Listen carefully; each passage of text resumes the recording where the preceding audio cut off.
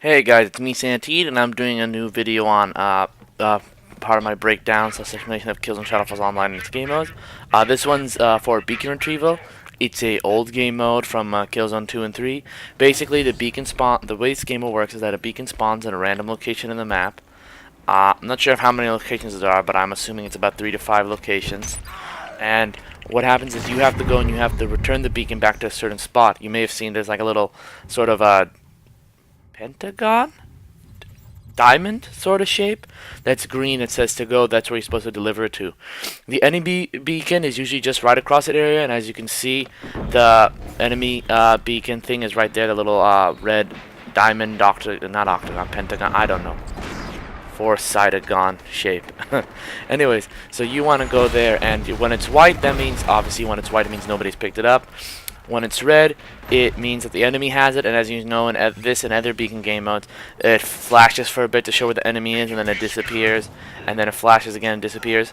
And another thing that's different from other kill zones is that in other kill zones, when somebody had this beacon, it was actually speaker, and the speaker would make noise. And this one, it doesn't. It would give like a propaganda speech about why the Vectins are right, or why the Hellghast are right, depending on who had it, obviously.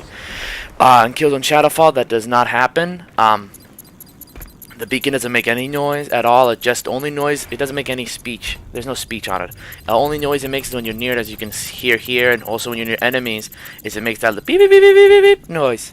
And that's also another way to indicate to see where the enemy is. It was that way also in the previous kill zones, where it would also make that speech noise, and the speech noise would get louder.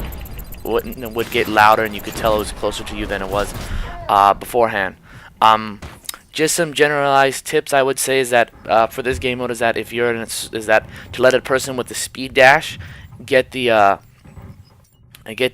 beacon, because that way they can run really quickly, and you're obviously going to want maybe somebody behind them with speed dash and some other people on one of the routes and following them just in case they die, so you can pick it up. This applies to any beacon mode really, is you want people to watch that person so that somebody can pick it up.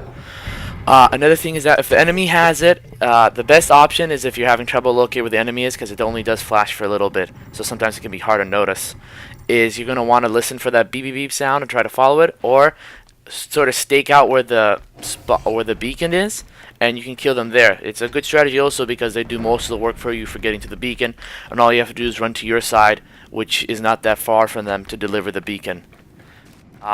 It's usually just right across. It's not too far in this game mode. I mean, in this map, but this is somewhat of a smaller map. So I assume in bigger maps it may be further. But that's just some generalized tips. I hope that help you, and I hope that helped. And another thing is that the teleport abilities do not work. I tried them. If you tried to do emergent teleport or support teleport, you drop the beacon in all the beacon game modes. So those are some tips about the game mode. I hope that helps, and yeah, I'll be finishing up with the other game modes and other information soon. So thanks for watching.